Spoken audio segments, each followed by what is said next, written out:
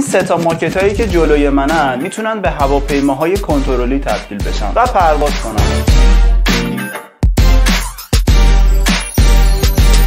به طوری که شما با گوشی موبایلتون اونها رو کنترل کنید. میگید چجوری؟ به این صورت که داخل پکیج این محصول یک کیت خیلی باحال شارژی با 2 موتور و قابلیت اتصال از طریق وای فای وجود داره که خیلی ساده شما این کیت رو به یکی از این بدنه ها متصل میکنید، بعد با گوشیتون بهش وصل میشید و پرواز میکنید. ویژگی مثبتشون اینه که به خاطر جنس بدنشون به این راحتی ها خراب نمیشن و یه جورایی ضد ضربه هستن. تو این ویدیو میخوایم این محصول رو آنباکس کنیم و پروازش بدیم و ببینیم که آیا ارزش خرید داره یا نه. پس این ویدیو رو همین الان لایک کنید و تا آخر با من همراه باشید. سلام به دوستان عزیز ایلا کپتن. پرنده های کنترلی معمولا برای خیلی ها جذابیت داره، اما یکی از مشکلاتشون در درجه اول قیمت اونه که خب معمولا خیلی پایین نیستن. ولی خب این محصولی که تو این ویدیو میخوایم سراغش بریم و بررسیش کنیم قیمت واقعا پایینی داره. شاید دلیلش این باشه که حاصل تلاش یک تیم ایرانیه و کاملا ساخت داخله. اسم این پکیج پروازی که میخوام بهتون معرفی کنم موبوجت هستش. اول اجازه بدید یه معرفی کلی بکنیم. موبوجت یه جعبه آموزشی سرگرمیه که داخلش یک اسکلت موتوری و 2 مدل بدنه فومی و 1 مدل بدنه کاغذی وجود داره که شما با سرهم کردن این قطعات که خیلی هم ساده هست میتونید یک هواپیمای کنترلی 2 کاناله از جنس فوم یا کاغذ که با گوشی موبایل شما کنترل میشه بسازید. بعد از سرهم کردن این قطعات و نصب اپلیکیشن موبوجت رو موبایلتون میتونید موشک یا هواپیمای خودتون رو به گوشی موبایلتون وصل کنید و اون رو از طریق موبایلتون پرواز بدید و کلی ازش لذت ببرید. همونطور که گفتم این هواپیمای کنترلی توسط یه تیم ایرانی طراحی و ساخته شده که این موضوع جذابیت اون رو چند برابر میکنه. خب بریم سراغ ویژگی‌هاش.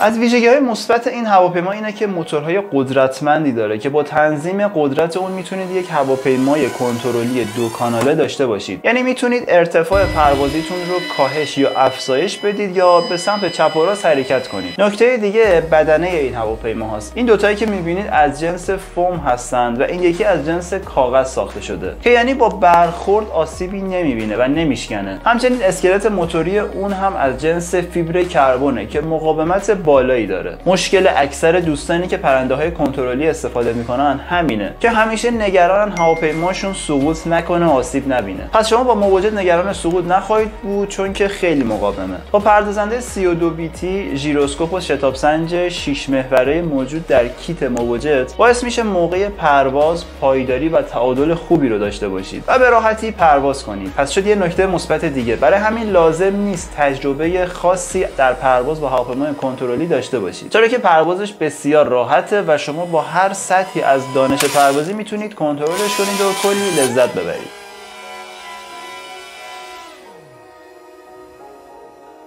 به کمک باتری شارژی لیتیومی 180 میلی آمپر ساعت اون میتونید 7 تا 10 دقیقه باهاش پرواز کنید. مدت زمان شارژش هم حدود 45 دقیقه است. اپلیکیشن موبوجت و سیستم رادیویی اون که بر پایه وای فای هستش به شما کمک میکنه تا برد بیش از 300 متر رو بتونید پرواز کنید که به نظرم مقدار قابل توجهیه. همچنین میتونید در اپلیکیشن گوشی مقدار شارژ و قدرت آنتندهی خودتون رو به صورت لحظه‌ای مشاهده کنید که در صورت کم شدنش به شما اخطار میده. جدا از اون میتونید تنظیمات و چیدمان کنترلرتون رو هم تغییر بدید. اینکه مثلا لمسی باشه یا جاذبه ای.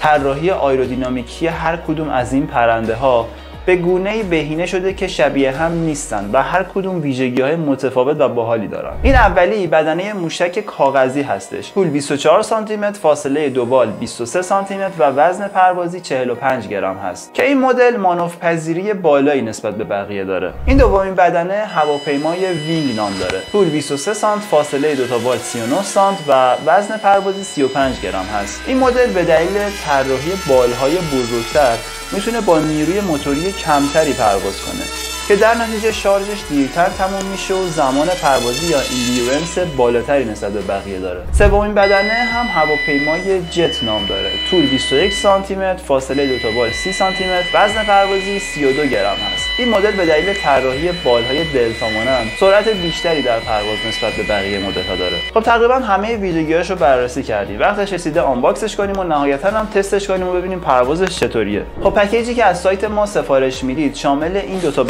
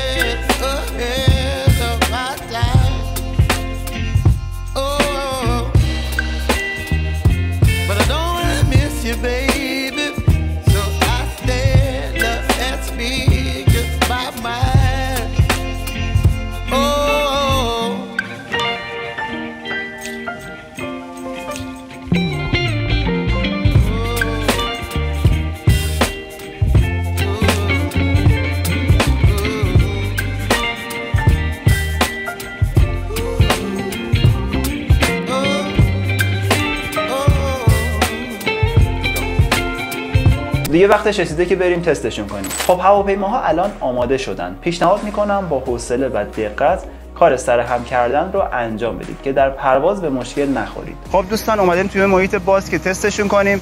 شاید اصلا پرواز نکنن. بریم ببینیم. خب اول بریم بدنه کاغذی رو تست کنیم.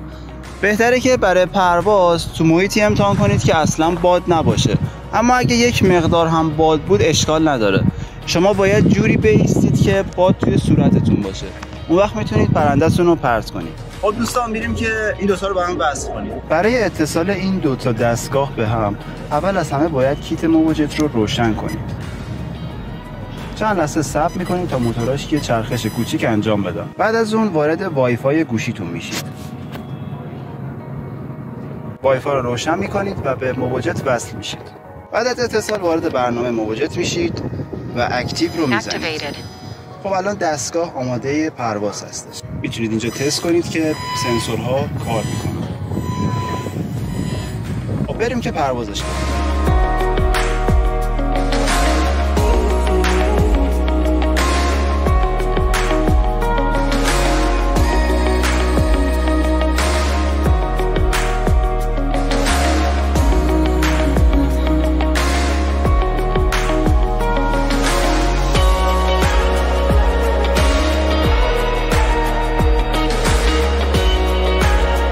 خب بریم سراغ بدنه وینگ. این مدل مداومت پروازی یا اندورنس بالاتری نسبت به بقیه داره. فیتر رو روش نصب می‌کنیم و پروازش میدیم.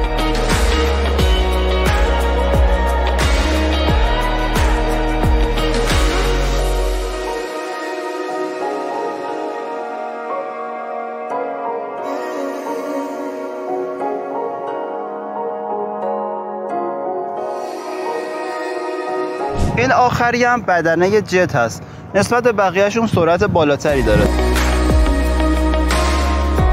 در کل به شخصه از پروازشون لذت بردم. این محصول ویژگی‌های مثبت زیادی داره که به نظرم با این قیمتی که گذاشته شده یه سرگرمی فوق‌العاده یا یه هدیه عالی به حساب میاد. هواپیمایی که میتونید پروازش بدید، چون یه جورایی قطعاتش برش خورده است و بعد خودتون سر همش کنید، خلاقیتتون رو خیلی بالا میبره. اگه از این هواپیمای کنترلی خوشتون اومد، میتونید برید تو سایت ایلا کپتن تا سفارش بدید و ما هم این پک رو براتون ارسال کنیم و شما هم از پروازش لذت ببرید. برای اطلاع از تمام قیمت‌ها یا دیدن محصولات دیگه هم وارد سایت ایلا کپتن بشید و اگه دوست داشتید سفارش بدید. خب رفقا، امیدوارم توضیحات این ویدیو بتونه به شما برای خریدن یا نخریدن این محصول کمک کرده باشه. اگه این هواپیمای کنترلی رو خریدید یا قصد خریدش رو دارید، حتما نظرتون رو با ما به اشتراک بذارید تا بقیه دوستامون هم استفاده کنن. کانال‌های ما رو در یوتیوب و اینستاگرام دنبال کنید. لایک و کامنت فراموش نشه. با یه ویدیو باحال دیگه از کانال ایلا کپتن برمیگردیم.